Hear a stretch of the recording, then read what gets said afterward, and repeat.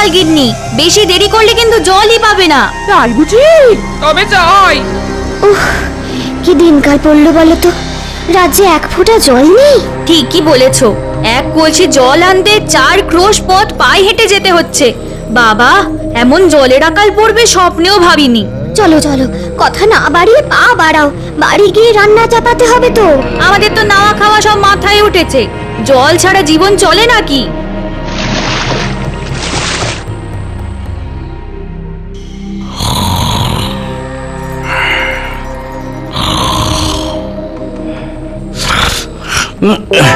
বাবা, ওরে বাবা রে, জল তেষ্টায় গলাটা একেবারে শুকিয়ে কাঠ হয়ে গেল। তেষ্টার চোটে এত সুন্দর ঘুমটাও চটকে একেবারে চচ্চড়ি হয়ে গেল। দূর।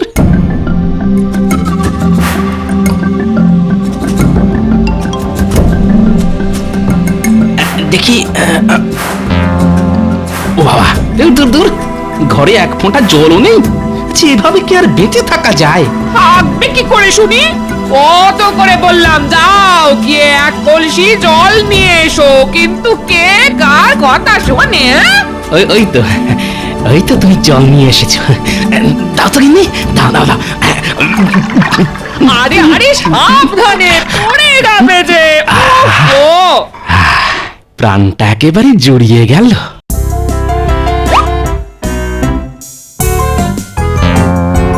দিলে তো সব জল শেষ করে, এবার বাকি দিনটা চলবে কেমন করে শুনি? রাঁধবো কি দিয়ে আর খাবো কি? দূর, জল তেষ্টার সময় এত কিছু মাথায় থাকে নাকি?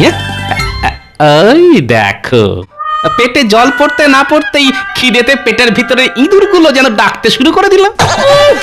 এই মানুষটার খালি খাওয়া আর ঘুম, তার বাইরে কিচ্ছুটি চেনে না। সারাদিন খাই খাই খাই খাই করে আমাকে একেবারে পাগল করে দিলে গো। দাও তো গিন্নি, একটু ছাতু মেখে দাও। হ্যাঁ, আজ ছাতু মাখা খেয়ে রাজসভায় যাব। সংসারে এখনো মেলা কাজ পড়ে আছে আমার, আমি পারবো না তোমার জন্য ছাতু মাখতে। ভগবান দুটো হাত দিয়েছে যখন, তখন হাত দুটোকে একটু কাজে লাগাও না।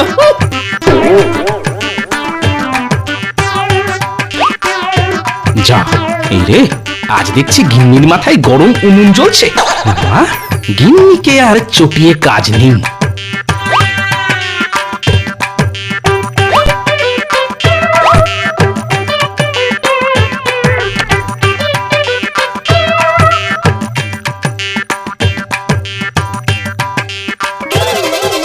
যা, জল ছাড়া ছাতু মাখবো কি করে?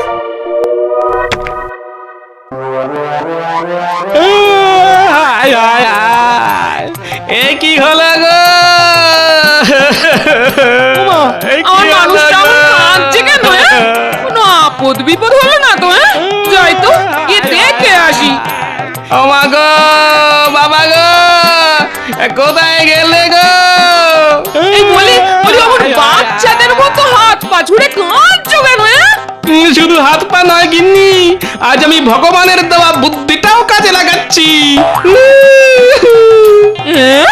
নয়, হ্যাঁ, ঘরে এক ফোঁটা জল নেই, তাই তো এমন হাত পা ছুঁড়ে কাঁদছি। চোখ থেকে জল বেরোলে সেই জল দিয়ে ছাতু মেখে খাবো। ও মা গো, বাবা গো, হায় হায়, এ তুমি কার সঙ্গে আমাকে সংসার করতে লাগালে গো ভগবান? হায় হায় হায় হায়। মহারাজ, আজ কিন্তু আমি বেশি কথা বলবো না, একদম চুপটি করে বসে থাকবো, আগে থেকেই বলে দিলাম। হ্যাঁ। কেন কেন সেনাপতি, তোমার বুঝি গলা ব্যথা? না মহারাজ, গলা আমার একদম ঠিকই আছে, সমস্যাটা হলো জল নিয়ে। বেশি কথা বললে আমার আবার জল তেষ্টা পায়। মহারাজ, রাজ্যে রাজ্যে জলের সমস্যা দিনকে দিন বাড়ছে। জল আনতে রাজ্যের প্রজারা ওই 4 ক্রোশ পথ হেঁটে রাজ্যের শেষ প্রান্তে যে হাত শুকনো জলাশয়টা আছে সেখানে যেতে হচ্ছে। হ্যাঁ মহারাজ, জলের অভাবে আমার বাড়িতে রান্না বান্না সব শিখে উঠেছে। মহারাজ, আসার সময় দেখে এলাম চাষের জমিতে ফাটল ধরেছে, ধান গাছগুলো সব শুয়ে পড়েছে। এইভাবে চলতে থাকলে চাষবাস মাথায় উঠবে, রাজকোষ পুরো ফাঁকা মাঠ হয়ে যাবে। তখন নবাব বাহাদুরকে খাজনা দেবেন কি করে? বিপদ বিপদ, এ তো মহা বিপদে পড়া গেল দেখছি। বিপদ বলে বিপদ, জলের অভাবে আজ আমাকে আধ ভেজা ছাতু খেয়ে রাজসভায় আসতে হলো যে। আধ ভেজা ছাতু? লোকে জলের অভাবে মরছে আর তুমি ছাতু ভিজিয়ে জল নষ্ট করছো গোপাল? আগে আমি নিজের ভাগের জল দিয়েই ছাতু ভিজিয়েছি মন্ত্রী মশাই। নিজের ভাগের জল মানে? এই, কি কি কি বলতে চাইছো গোপাল, একটু খুলে বলো তো। তবে শুনুন মহারাজ, আমি ছাতু ভেজানোর জন্য জল না পেয়ে হাত পা ছুঁড়ে কাঁদতে শুরু করলাম। কাদার ফলে আমার চোখ দিয়ে সামান্য জল বেরিয়ে এলো, আর আমি আমার চোখের জল দিয়ে ছাতু মেখে খেয়ে নিলাম।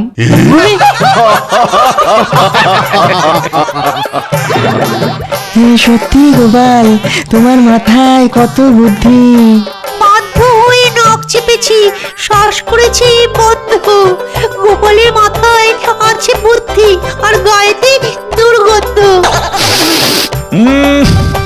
ঠিকই তো গোপাল, বাবা তোমার গা থেকে না একটা বিশ্রী গন্ধ বেরোচ্ছে। সত্যি করে বলো তো গোপাল, কতদিন স্নান করো না? সে আর দুঃখের কথা আর কি বলবো, ঘরে স্নানের জল নেই। স্নান করতে গেলে বাড়ি থেকে 4 ক্রোশ পথ পায়ে হেঁটে জলাশয়ে যেতে হচ্ছে। স্নান সেরে ওই 4 ক্রোশ পথ হেঁটে বাড়ি ফিরতে ফিরতে আবার সারা শরীর ঘামে ভিজে যাচ্ছে। তাই ঠিক করেছি, যতদিন না জলের কষ্ট মিটবে ততদিন আমি স্নান করব না। ছি ছি ছি ছি, এতদিন জানতাম তুমি কিপ্টে, এখন দেখছি শুধু কিপ্টে না, তার পাশাপাশি কুঁড়েও। না না না না, এবার কিছু একটা করতেই হচ্ছে, এইভাবে তো আর চলতে পারে না। আমার প্রজারা জলের অভাবে কষ্ট পাচ্ছে, এটা আমি কিছুতেই মুখ বুঝে সহ্য করব না। কিন্তু কি করবেন মহারাজ, জল তো আর মোহরের বদলে কেনা যায় না, জল তো ভগবানের দান। বর্ষা আসতেও এখনো অনেক দেরি। ততদিন কিভাবে এই জলের কষ্ট মেটাবেন মহারাজ? মহারাজ, আপনি যদি আমাকে একটা সুযোগ দেন আর সঙ্গে 100 মোহর দেন, তাহলে আমি একটা চেষ্টা করে দেখতে পারি। তাই নাকি মন্ত্রী? তা তুমি কি করবে শুনি? রাজ্যের শেষ প্রান্তে যে জলাশয়টা আছে সেখান থেকে সব জল তুলে রাজবাড়ির কুয়োতে নিয়ে আসবো মহারাজ, আর তারপর সেখান থেকে মেপে মেপে জল দেব রাজ্যের সব প্রজাদের। এর ফলে জলের অপচয় কিছুটা বন্ধ হবে, আর প্রজাদের 4 ক্রোশ পথ পায়ে হেঁটে জল আনতে যেতেও হবে না। বাহ বাহ বাহ বাহ, ভালো ভালো বুদ্ধি দিয়েছো তো তুমি মন্ত্রী। এই নাও, এই নাও। কিন্তু 4 ক্রোশ দূর থেকে রাজবাড়িতে জল আনবে কেমন করে শুনি? ওটাই তো আমার বুদ্ধি মহারাজ, এবার শুধু দেখুন আমি কি করি। দেখবেন মন্ত্রী মশাই, 4 ক্রোশ দূর থেকে জল আনতে গিয়ে যেন নিজেই শুকিয়ে শুটকি মাছ হয়ে যাবেন না। এমনিতেই আপনার শরীরের যা হাল। ভালো হচ্ছে না কিন্তু গোপাল, এই বলে দিলাম।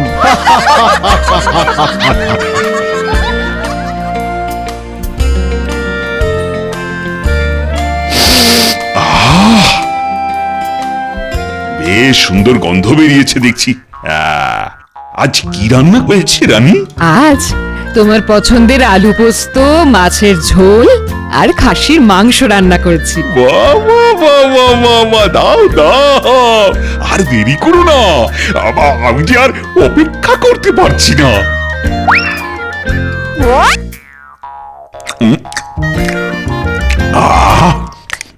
অমৃত অমৃত। আস্তে আস্তে খাও, না হলে গলায় বেঁধে বিষম খাবে যে। জল জল জল। কতবার বলেছি খাওয়ার সময় বেশি কথা বলবে না, কিন্তু কে কার কথা শোনে? এই কে আছো? মহারাজের জন্য জল নিয়ে এসো তাড়াতাড়ি। জো হুকুম রানীমা। দাও দাও তাড়াতাড়ি। বাবা,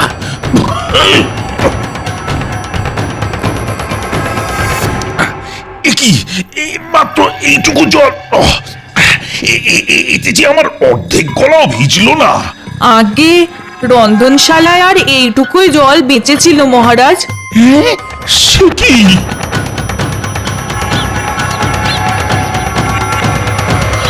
আমাদের ডেকেছেন মন্ত্রী মশাই? হ্যাঁ, একটা কাজ আছে, হে হে, আপনার হাতে ওটা ওটা কি মন্ত্রী মশাই? খালি এদিক ওদিক নজর, এতে মোহর আছে, মহারাজ দিয়েছেন। বাহ বাহ বাহ বাহ, এবার কি করতে হবে বলে ফেলুন দেখি। সকাল থেকে হাতের তালুটা কেমন কুটকুট কুটকুট করছে। মনে হচ্ছে আজ কিছু মোহর টেকে ঢুকবে। বাজে কথা বাদ, কাজের কথা মন দিয়ে শোন। রাজ্যের শেষ প্রান্তে যে জলাশয়টা আছে সেখান থেকে রাজবাড়ি পর্যন্ত একটা সরু নালা কাটতে হবে, যাতে জলাশয় থেকে সব জল এসে রাজবাড়ির কুয়োয় জমা হয়। বুঝেছি মন্ত্রী মশাই, তাহলে আজ থেকেই কাজ শুরু করে দিই। হ্যাঁ হ্যাঁ, তাই কর। এই নে ধর তোদের পারিশ্রমিক, এখন চটপট কাজ শুরু করে দে তো। এবার এই বাকিটা ঢুকবে আমার ট্যাঁকে। পাওয়া যায়, একেই বলে সুযোগের সৎ ব্যবহার।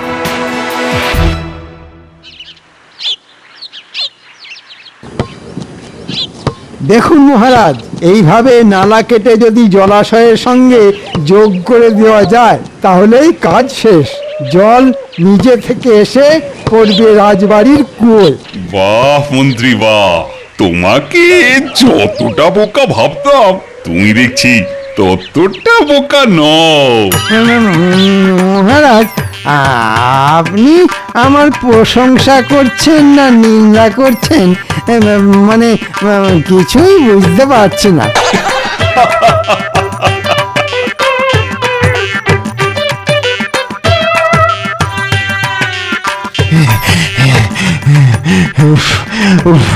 আর পাচ্ছি না, আর পাচ্ছি না রে ঘটা। একে একে চড়া রোদ, তার উপর ওই হাতের কাছে জলও নেই। তেষ্টায় গলা বুক একেবারে ফেটে যাচ্ছে।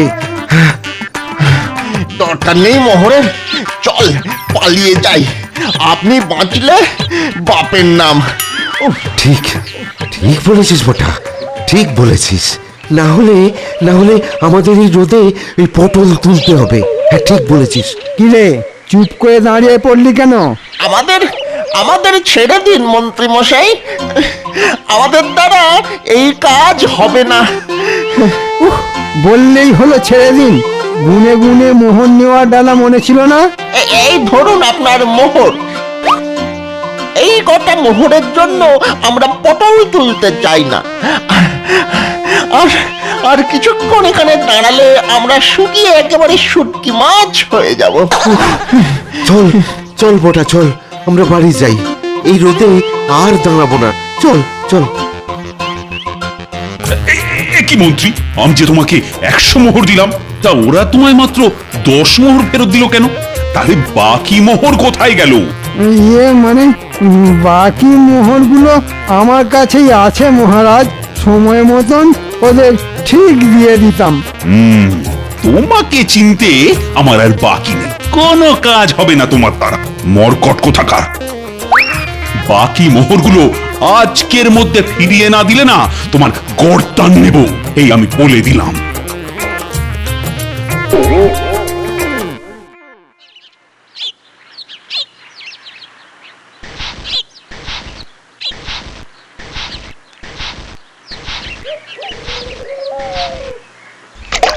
মা গো মা, এ কি করছো? জল মেপে খরচা করছি গো গিন্নি। মুখ ধুয়ে জলটা বাইরে না ফেলে এই পাত্রের মধ্যেই ফেলছি। এই এই সকাল সকাল এত ছ্যা ছ্যা করো না তো। এমনিতেই জলের যে অভাব, তার মধ্যে শুধু মুখ ধোয়ার জন্য জল নষ্ট করা মানে বোকামি, বুঝলে? তা বলি, ওই এঁটো জল কোন কাজে লাগবে শুনি? লাগবে লাগবে লাগবে, অনেক কাজে লাগবে। প্রথমে এই এঁটো জলটা দিয়ে মাথায় যে কটা চুল আছে সেগুলো ভেজাবো। তারপর কিছুটা জল দিয়ে ছাতু মেখে খাবো। বাকিটা দিয়ে খেয়ে উঠে আবার মুখ ধোবো। তারপরেও যদি পাত্রে জল পড়ে থাকে তবে সেটা চাপা দিয়ে রেখে দেবো আগামীকাল সকালের জন্য, বুঝলে? হ্যাঁ, আমার নাম হলো গিয়ে গোপাল ভাঁড়। কিভাবে মেপে মেপে খরচা করতে হয় সেটা আমার থেকে ভালো আর কেউ জানে না।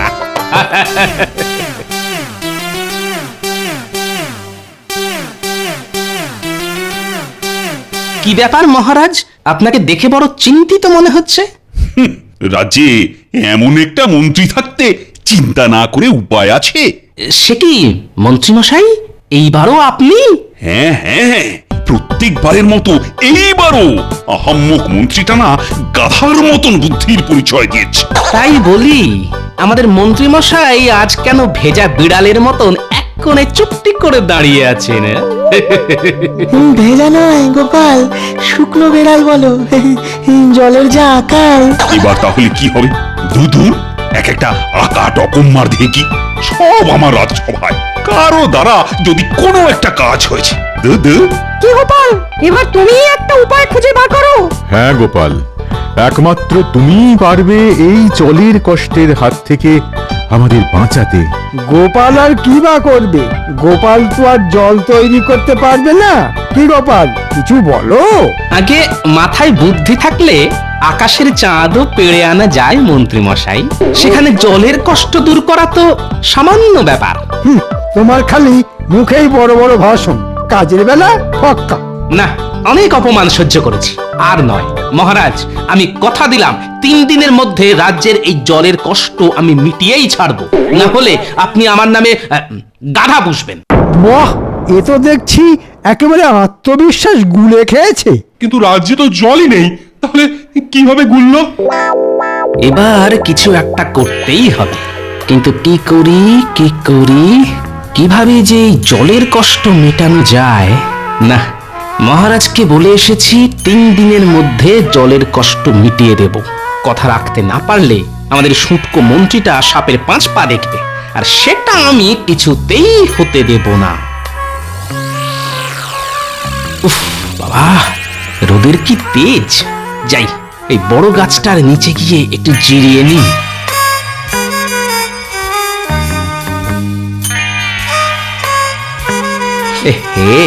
আশেপাশের সব চারা গাছগুলো প্রায় শুকিয়ে আধমরা হয়ে গেছে দেখছি। কেবল এই বড় গাছগুলো ঠিক আগের মতোই আছে, যেন বড় গাছগুলোর জলের অভাব মালুমই হচ্ছে না। কিন্তু এমন কেন? বিজ্ঞান, এর উত্তর দিতে পারবে একমাত্র বিজ্ঞান।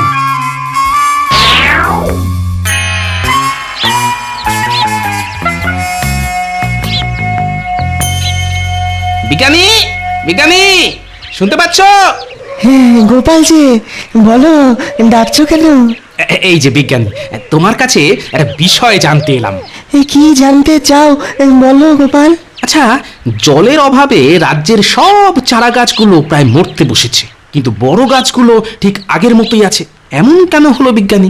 কারণ বড় গাছের শেকড় মাটির অনেক গভীর পর্যন্ত গেছে, তাই বড় গাছগুলো মাটির নিচ থেকে জল টেনে জীবন ধারণ করছে গোপাল।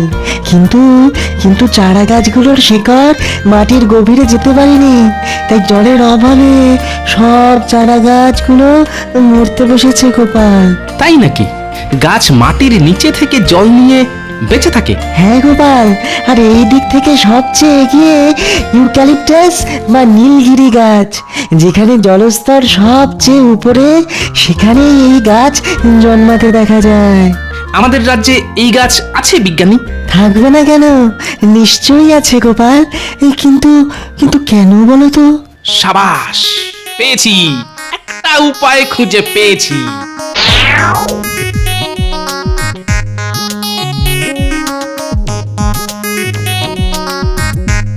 ভালো করে খুঁজো বিজ্ঞানী, খোঁজ পেলেই আমাকে ডাকবে।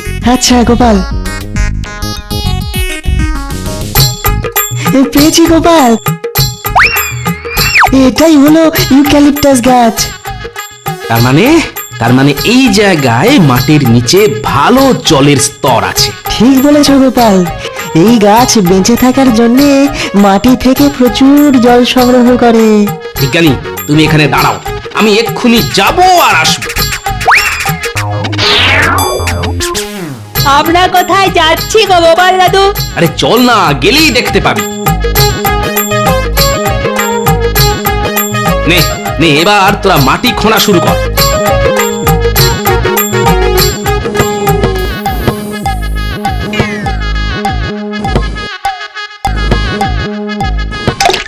এই তো যেটা ভেবেছিলাম সেটাই হয়েছে। কি মজা মাটির নিচে জল পাওয়া গেছে। বিজ্ঞানী, তুমি গিয়ে মহারাজকে ডেকে নিয়ে এসো তাড়াতাড়ি। হ্যাঁ এক্ষুনি যাচ্ছি গোপাল। তাড়াতাড়ি চলুন মহারাজ, গোপাল আপনার জন্য অপেক্ষা করছে। আরে যাচ্ছি কিন্তু কি এমন জিনিস দেখাবে বলো তো গোপাল? যত সব ন্যাকামো। ন্যাকামো নয়, বুদ্ধি, গোপালের বুদ্ধি।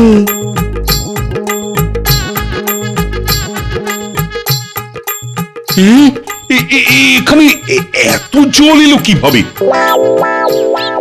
দেখুন মহারাজ, আমি কথা রেখেছি। তবে আমি একা নয় মহারাজ, আজ বিজ্ঞানী না থাকলে আমার মাথায় এই বুদ্ধিটাই আসতো না। বিজ্ঞানী আবার কি করলো? বিজ্ঞানী তো আমাকে ইউক্যালিপটাস গাছ সম্পর্কে বলল, আর শুনেই আমার মাথায় এই বুদ্ধিটা খেলে গেল। তা ঠিক, ইউক্যালিপটাস গাছ যেখানে জন্মায় সেখানকার মাটির নিচে জলস্তর থাকা অবশ্যম্ভাবী, এটা আমি জানতাম। কিন্তু গোপালের মাথায় যে এমন একটা বুদ্ধি আসবে সেটা তো আমি জানতাম না। এই জন্যই তো ও বুদ্ধির রাজা গোপাল ভাঁড়। এবার রাজ্যে যত ইউক্যালিপটাস গাছ আছে তাদের গোড়ায় ইদারা খোঁড়ার ব্যবস্থা করুন মহারাজ, তাহলেই জলের কষ্ট রাতারাতি গায়েব হয়ে যাবে। আমি এক্ষুনি প্রহরী পাঠাচ্ছি। আজ রাতের মধ্যেই প্রত্যেকটা গাছের পাশে একটা করে ইঁদারা খুঁড়ে দেওয়ার ব্যবস্থা করছি আমি। আর আমার এই নাতি নাতনিগুলোকেও একটু দেখবেন মহারাজ, বেচারারা অনেক কষ্টে এই গরমের মধ্যে কোদাল শাবল চালিয়ে গর্ত খুঁড়েছে মহারাজ। শুধু নাতি নাতনি নয়, নাতি নাতনিদের সঙ্গে ওদের দাদুকেও আমি পুরস্কার দেব। আহ, কথাটা শুনে প্রাণটা জুড়িয়ে গেল মহারাজ। ঠিক যেমন জল তেষ্টার পর গলায় জল পড়লে প্রাণটা জুড়িয়ে যায়।